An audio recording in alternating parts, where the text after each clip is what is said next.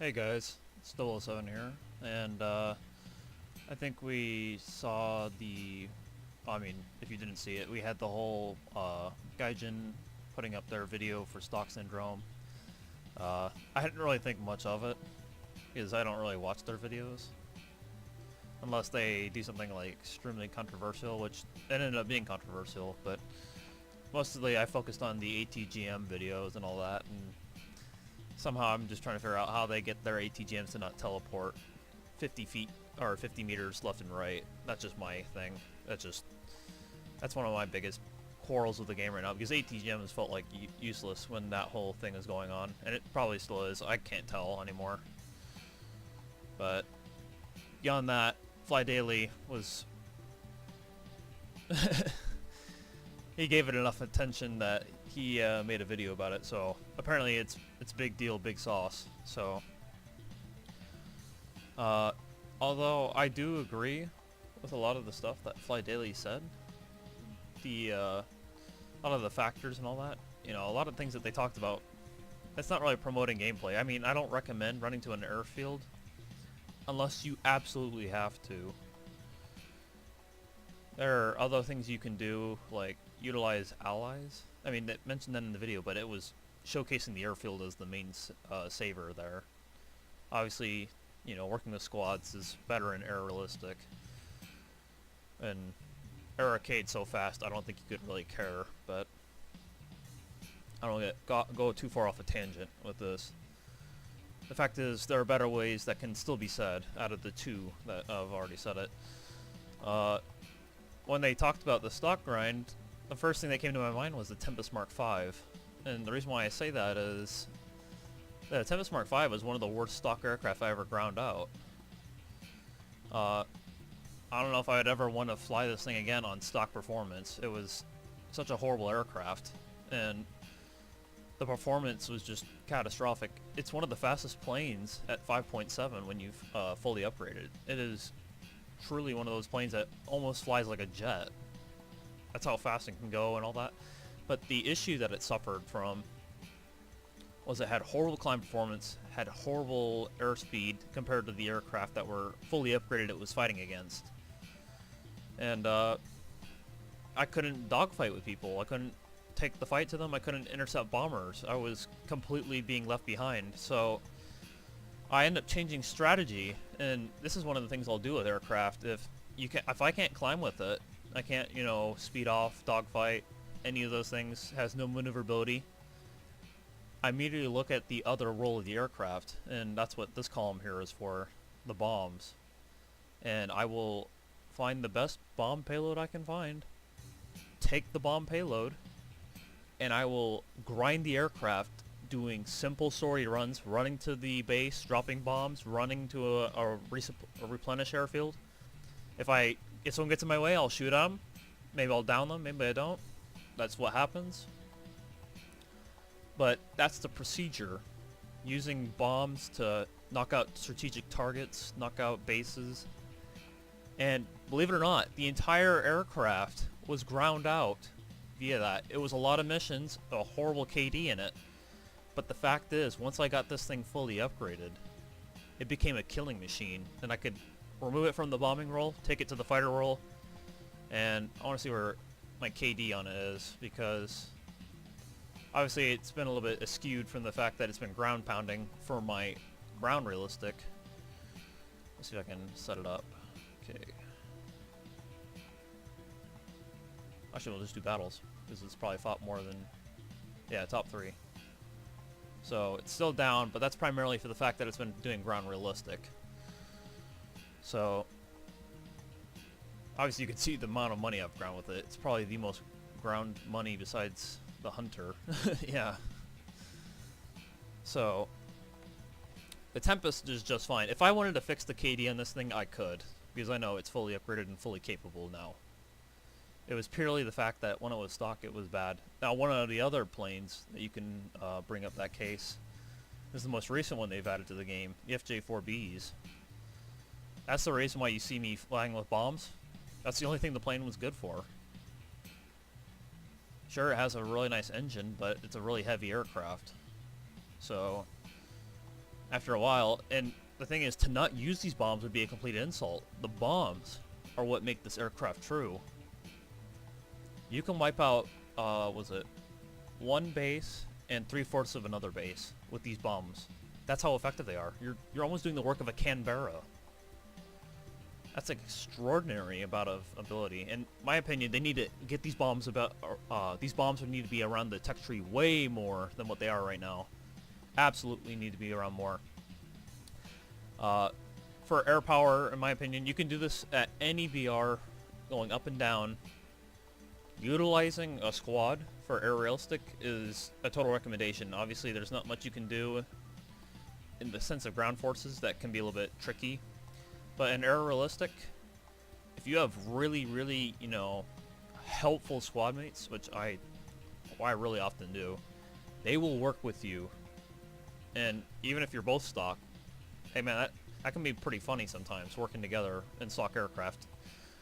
I mean, as much fun as it is to suffer together, you know, it can bring some pretty good moments, but it'll tie you together a lot better. But with the whole thing with air realistic is using the formations and even using the bomb concept that I've mentioned, you know, just upgrading your aircraft to use bombs.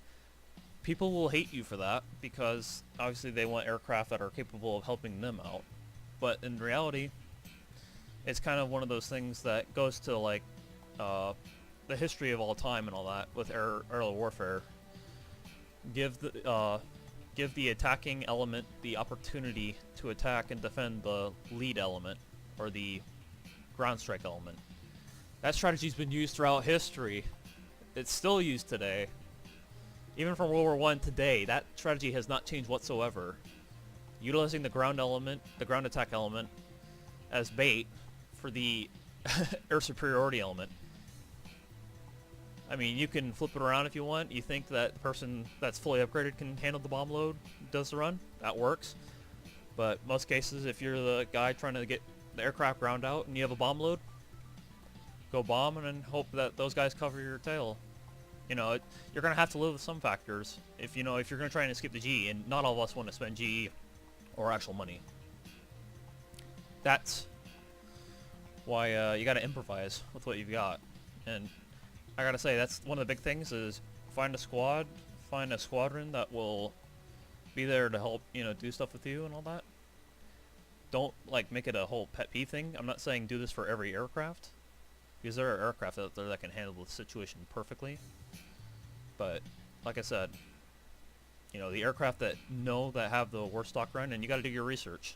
That's the truth. And that goes for doing tech trees as well. Both in air and ground, you got to do your research. Find out which country is the best. I mean, in my opinion, right now, I would say Germany air is pretty decent, but you have to be quite a crack shot to work with them. If you want a tech tree that's really, really good, and you're only going to turn fight with the aircraft, and you don't care if it's stock or not, it's going to be Japan. Japan doesn't care if it's stock or not. It'll do exceptional things. You'll develop a lot of concepts and have quite a good distance of progression with it. Stick to the left side, you'll do just fine. But for ground realistic, I'm going to have to say you have to do the tanks for Germany. And I'd hesitate against America. I'd probably say go for Russia. Russia and Germany are the two countries that you want to push for when it comes to tanks. Russia has the killing factor. Germany has an overall concept of capacity to fight. Rank 5 is going to be a bit tricky for Germany, and I'm trying to think. Rank 1's a little bit dipsy. That's pretty much it for Russia. Rank 1's a little bit dipsy. Maybe rank 2 a little bit, but other than that, everything else goes pretty much smooth sailing from rank 3 on. So that's pretty much what I can say about that. Relatively, I wanted to keep this short. I don't know how long it's going to be. Probably cracked 15 minutes. So that's all I've got to say right now. Actually, no, it's not what I have to say. The one thing that Phlydaily mentioned in the video about parts and FPE, that was a great point that I want to bring back up. So I want to bring up the tank. I do agree that parts in FPE should be available to the player, but however, not in the configuration that everyone's thinking of, that they fully give it to you. I've talked about this on streams with other people. This has been a major thing that I think they should do. I think that they should give you parts, but an unupgraded version of parts. Parts that you can use that are really cruddy. They have way large repair time. They have not such a good repair on your barrel and stuff like that. Give them something basic. When people got the ability to repair their treads, it was an incredible capacity for them to do their stuff now. Because after that, they could finally, you know, not worry about, oh, well, my truck got blown off. I can still fight. As long as my truck were blown off and I'm stock, I can still, you know, drive away.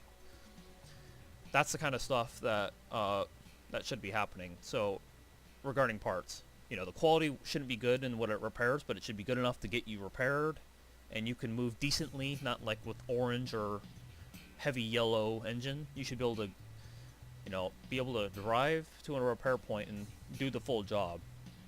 That's what should be happening. Regarding FPE, I think that they should give you at least one fire extinguisher to start off with. Just one fire extinguisher. At least one. You can get the second one, that's going to help long term. Everyone's going to want 2 fire extinguishers because they know they're going to get shot in the engine or fuel tank more than once in a battle. Everyone recognizes that. They'll take that.